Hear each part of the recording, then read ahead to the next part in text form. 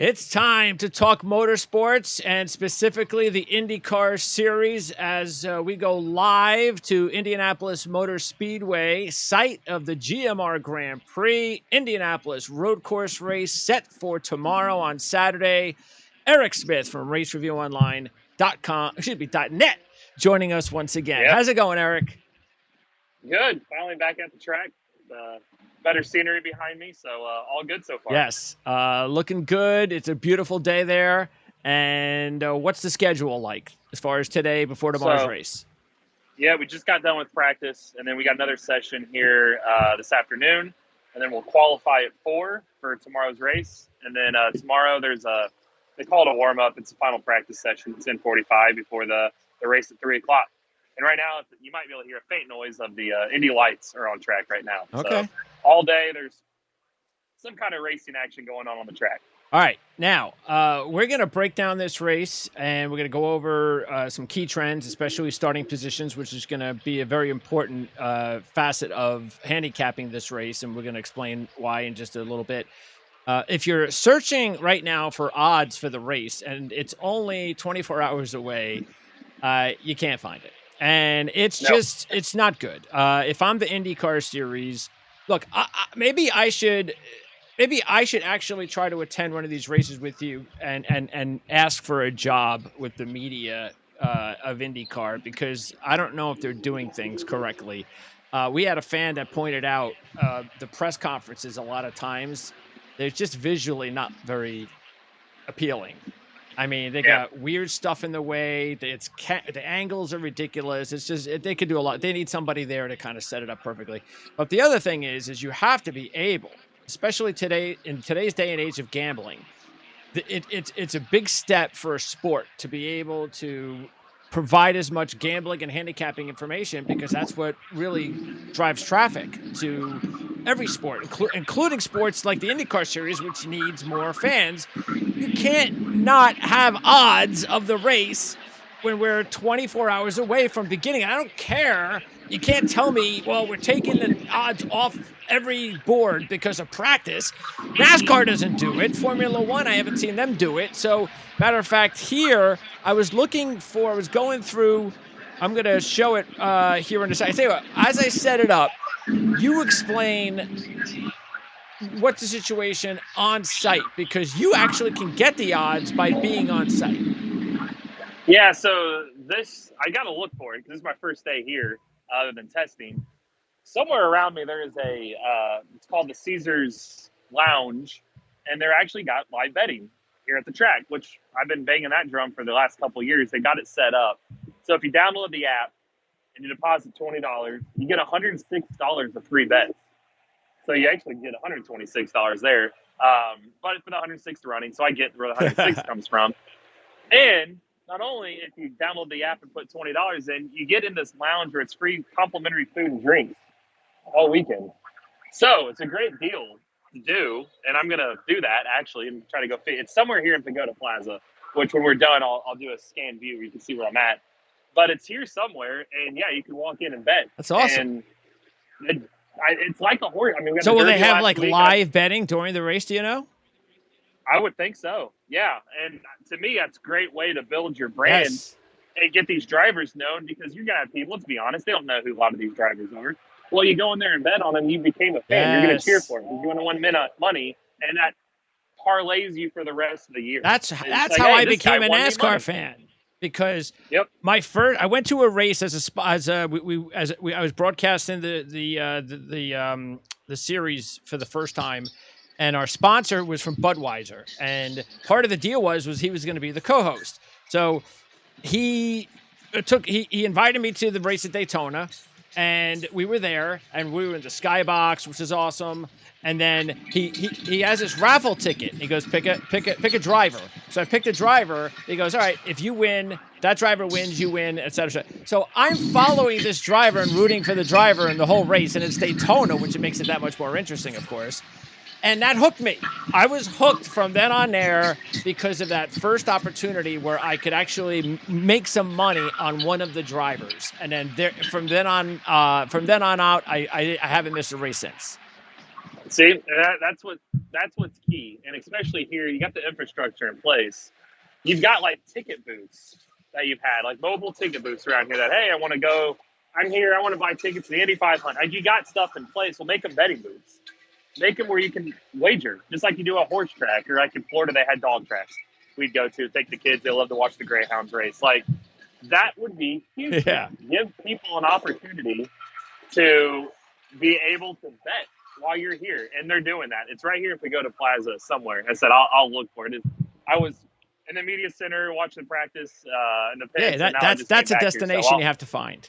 So it is. I'll find it. They said to go to Plaza. It's probably one of these chalets over here, would be my guess. All right, so here's I'm going to put up the video now. So here I'm at Google, and I typed in, as you can see, GMR Grand Prix odds points bet. Actually, I didn't even do points bet. I did odds. And so this is what came out. So it says Colton Herta, points bet favorite for GMR Grand Prix for both NBC Sports and Yahoo. So let me just choose Yahoo. So I click on Yahoo, and I come over here, and it says points bet sportsbook favorite for the GMR Grand Prix. It's a link. So I go, awesome, I can get the odds. So I'm going to click there. Points bet. Here it comes. Here are my odds. Indy 500. Why am I looking at, I can get Indy 500 odds on every other sportsbook out there, and you're giving me Indy 500 odds from a link that says it's going to, so I clicked even Grand Prix of Indianapolis Motorsports, no difference. Indianapolis 500 odds. I don't understand why they do this. And especially, here's the trick. If you could put the Indianapolis 500 odds out there for 2 months, why can't you put the GMR Grand Prix odds out there starting on Monday? Yeah, it not only should they be out there, and I think these are a lot betting site driven, and I'll call out the betting sites here. Stop taking the odds down. Stop taking them down during practice. What the hell are you thinking? Like, oh, we're going to lose money because this guy was 100-1 and now he looks good in practice. Well, you shouldn't have had him at 100-1. Maybe do your research, your points bet, put the odds up there. And any other app out there that takes the odds down, shame on you. Shame on you for taking the odds down. It is going on an hour after practice. They should be up. Yeah. Shame on you. You're a betting site. That's part of betting. You gamble. If you're going to make the bettors gamble, then gamble too. That's right. Stop taking the odds down. Yeah. And if they are up, then shame on you. Websites are having the wrong link. Like, exactly. That too. Yes. Because right now, I want to find this place. You could probably go bet somewhere. But yes, this should not be up there right now. Like Alex Boyle, here's a prime example. We talked about this before we started. He was a favorite. He's plus 600. This was coming into today. He was quickest in practice right now. But he shouldn't have been quickest in practice. So if you're going to update the odds based on that, well, here's a little inside info. He put tires on before they went red. His tires are up to speed. Red flag comes. Minute 38 seconds left. Some drivers elected, like, I'm not even going to go out there. He had no cars in front of him, had a clean lap, goes to the top of the speed charts. He wasn't even the top 7 going into that. Now he's first. I bet you the odds are going to say he's the favorite now. So thank you, betting websites, for being stupid enough to take the odds off. And now you're going to update it like, oh, he's now the favorite. Probably shouldn't be, because I just talked to the Honda reps and they said, oh, we got a lot of work to do still. I don't think we should be the favorites. Okay, go ahead and update it, points bet. Go ahead.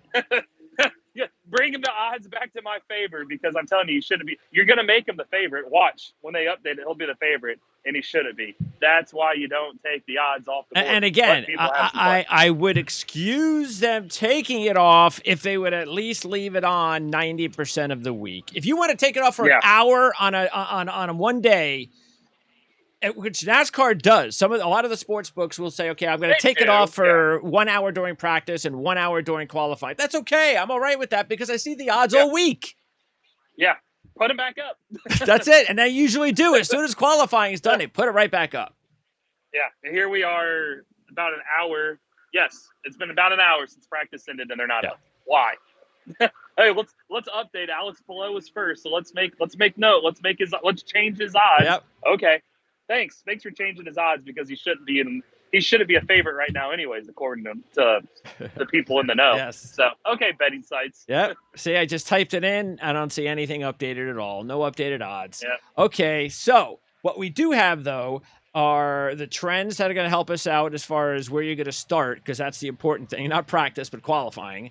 And Yes. also the odds, because you were there at the track, so you do have the odds, and you use the odds, and I'm going to provide the link on this channel. So when we post the show, you'll be able to find the link. Go to Eric's website. He's got the preview of the race and the trends and the odds. So before we go to the odds, though, I mean, these trends are incredible as far as starting position, that Yep. all 11 winners at the GMR Grand Prix road course race have started in the top 8. Is that correct?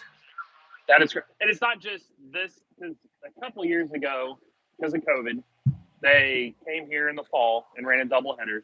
And then last year, they had the summer race, the doubleheader weekend with NASCAR. So it's counting those 3 too.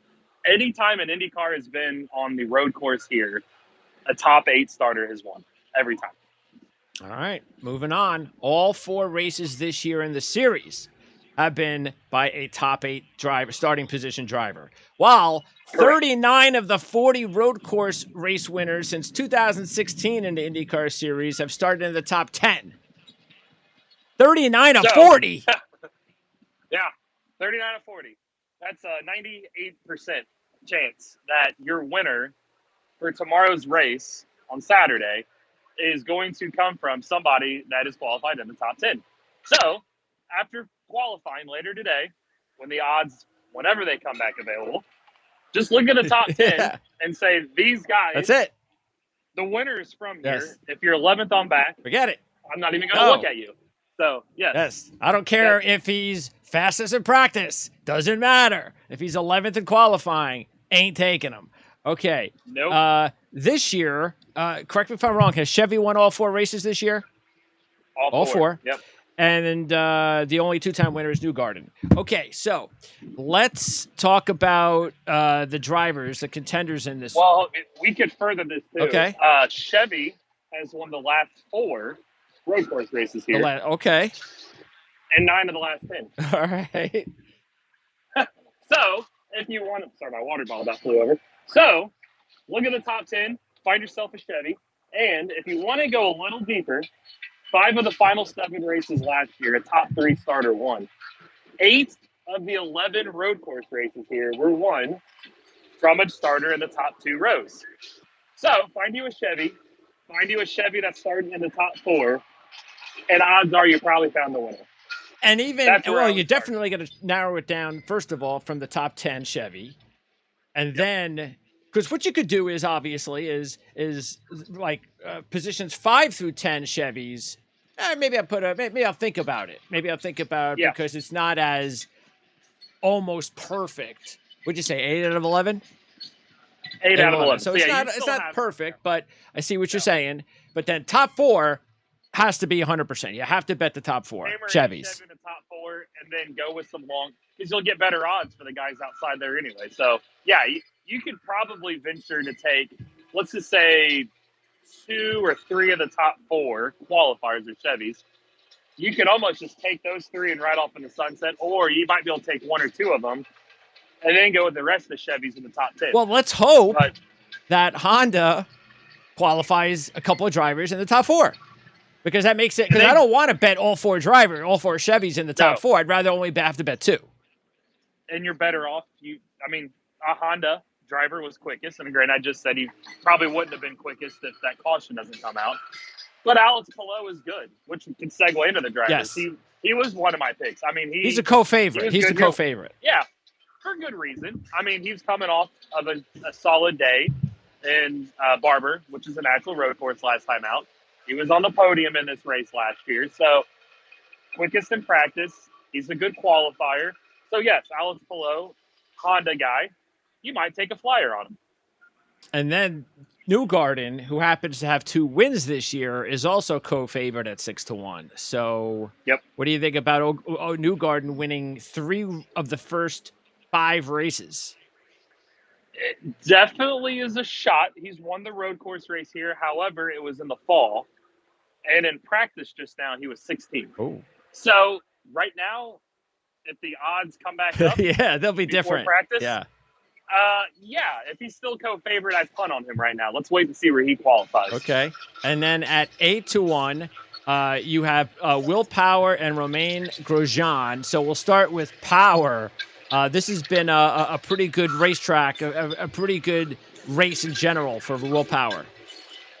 5 poles, 5 wins, dominated most of the races he's here. They start on the pole. He's got a top 4 finish in all 4 races this year. The only driver to say that. And he was 3rd fastest in practice. And you're still getting him at basically 9 to 1. I'm taking him. Definitely. Yep. Jump all over him. Grosjean, interested to see where that pans out because in practice, he was kind of an afterthought. He was 12th. He qualified on the pole for this race last year and finished 2nd. So you're getting kind of good odds for him. Andretti guys, though, they didn't have it in practice. 10th and 12th are their top 2. So right now, I'd punt on him, but we'll see what the next practice. Okay, now as far as your sleepers, it starts off with the top 2 sleepers are McLaughlin and VK.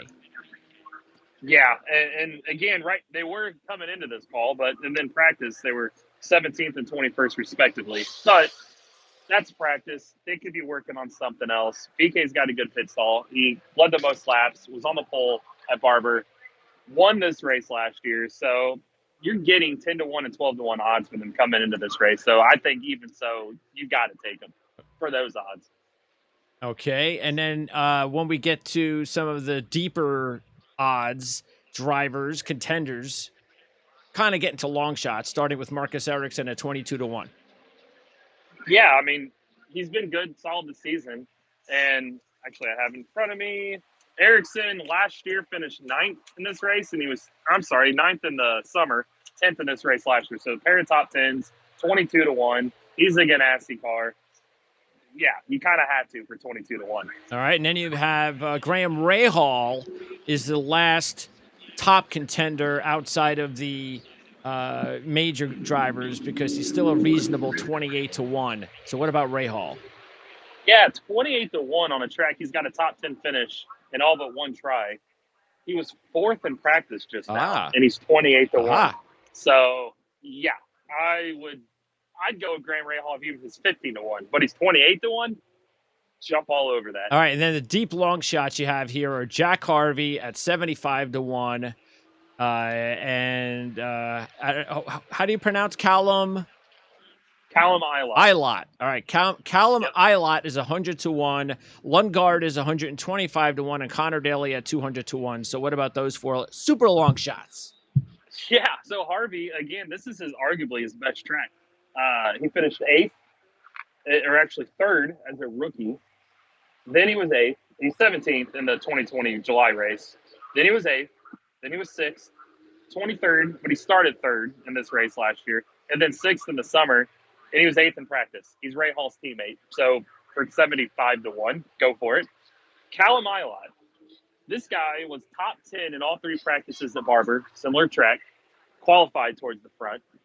He was, get this, 2nd fastest just in practice just now. 100 to 1. And he actually should have been 1st. It was just Polo knocked him off on that late lap. So, yeah, 100 to 1, go for it. And then Lundgaard, who was 14th in practice, but his first ever race in the IndyCar was here last year, qualified 4th. So this is one of the few tracks he's been to before. He was just now 14th, so respectable. His teammates are Harvey and Rahal, who were 4th and 8th in practice. So you get him for those long odds, jump all over it. And then Conor Daly, he qualified 8th in the summer race, 6th in this race last year. His teammate won this race last year.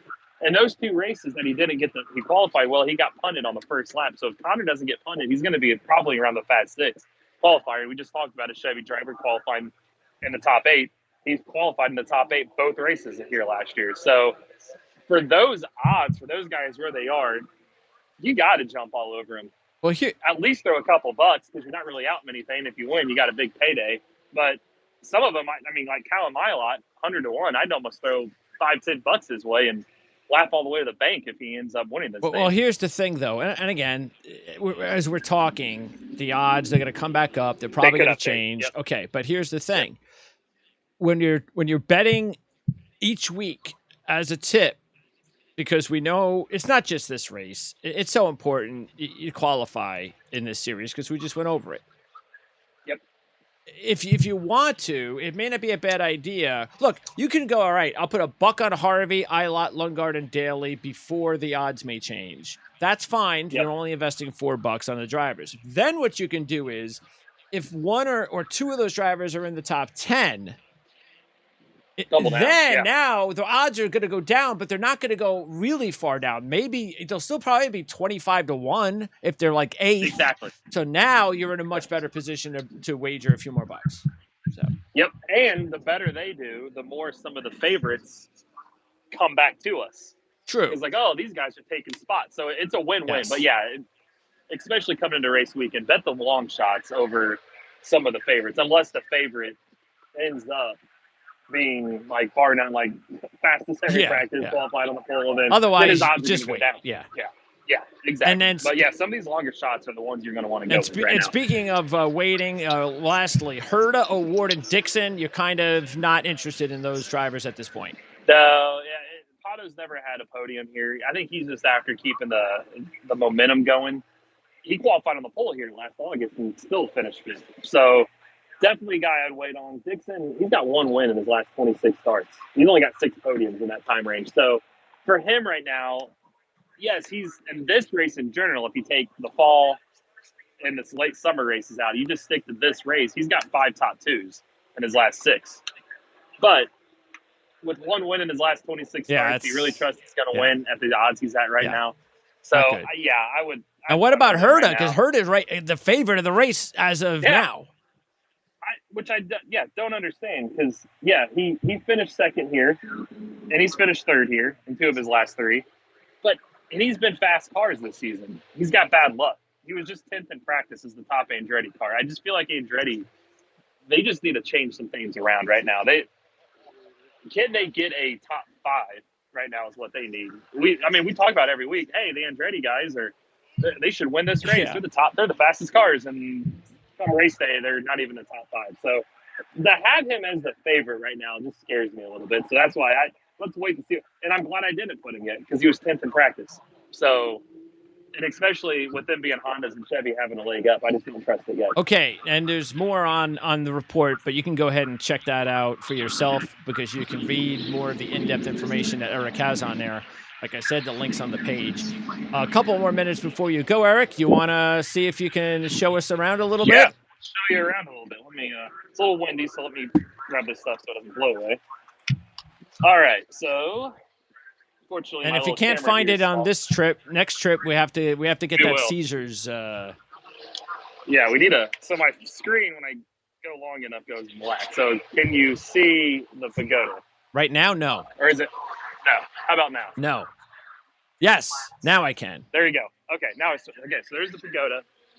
This is the pavilion right here. So it's probably somewhere in this general direction is what I'm thinking. Because I don't think it's going to be in the pagoda suites right here. Okay.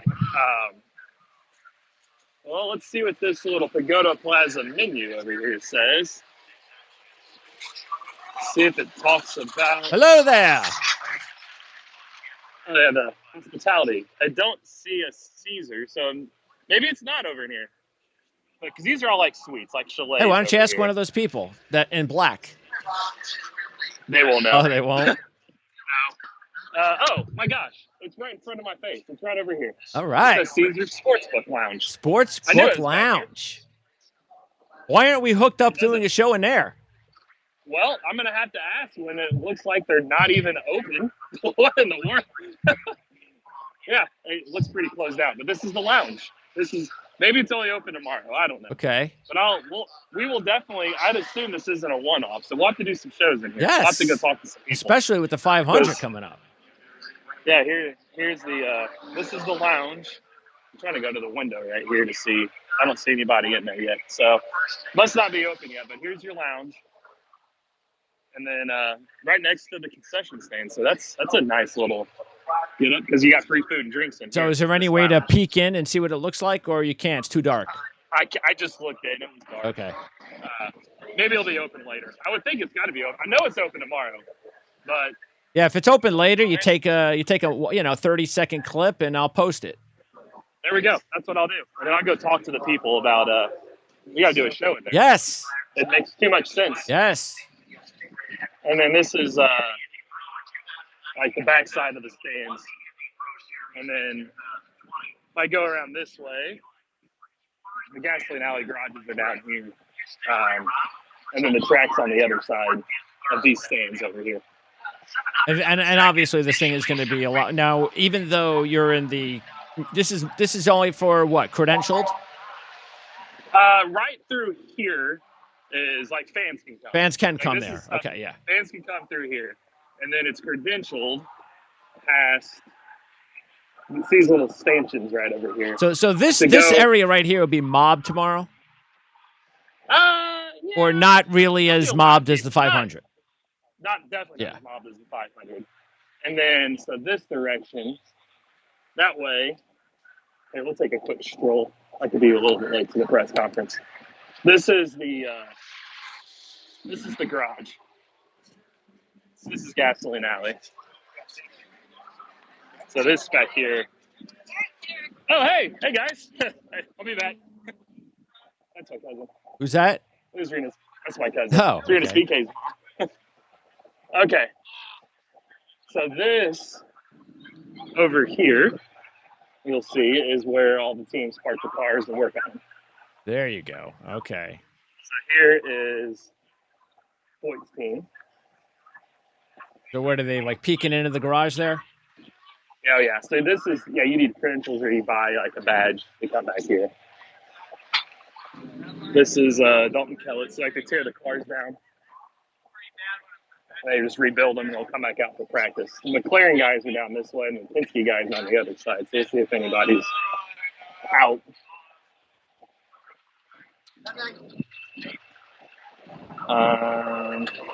Trying to think of what else back here.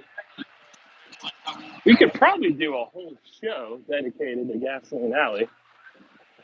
Because people usually like to see this kind of stuff. Yeah, well, we'll have to. Well, look, you're going to be there for 2 weeks, so. I will. Just give us something to do one of these days. Here's Ryan Briscoe. He's a old Penske driver right there. You can, like, maximize the, exactly where you want to go, so you're not just walking all over the place. Yeah, because you can walk aimlessly. Yeah. Like, there's Rosenquist's car. Yeah, we'll have to do it one morning when everybody's back here. There's not many, like, obviously there's not many people back here now, sure. But yeah, you can definitely roam around and get the best time to do it is when the cars are about to go out and you see all the cars and all the drivers and get a little more action. Then, hey, there's our boy Kyle Milot right here, 100-1. 100-1. You should just yell that into his garage. 100-1. Yeah. Yep, you're my guy. So, yeah. All right. This is Gasoline Alley. So yeah, we'll do a show geared towards this. Yeah, that's awesome. Again, we'll just do our own little show. Yeah, we'll have to figure out that Caesar Sportsbook deal. That's definite. I'll talk to them. Yeah, because I'm sure they'll be here all month. Why set it up for the road course weekend?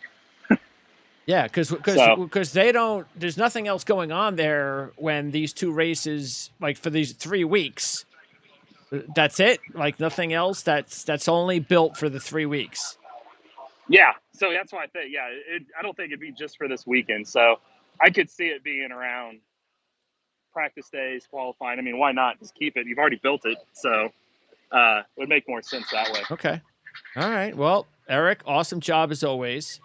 Appreciate it. And then you're going to update so qualifying's today at 4? Today at 4. Okay. Yep. So you're going to have your final update on the race tonight? Yeah, oh yeah. Yeah, I'll have like my picks to win. I'll have a qualifying report. I've already got practice 1 report up. Then I'll do practice 2 report, qualifying report, who I think's going to win, and then if there's any drivers say anything quotable. Well, have features up. So send me those links tonight. I will. I'll post them up on this page here for this show, and if there's an opportunity to talk again at some point tomorrow, since you're there, I'll be available.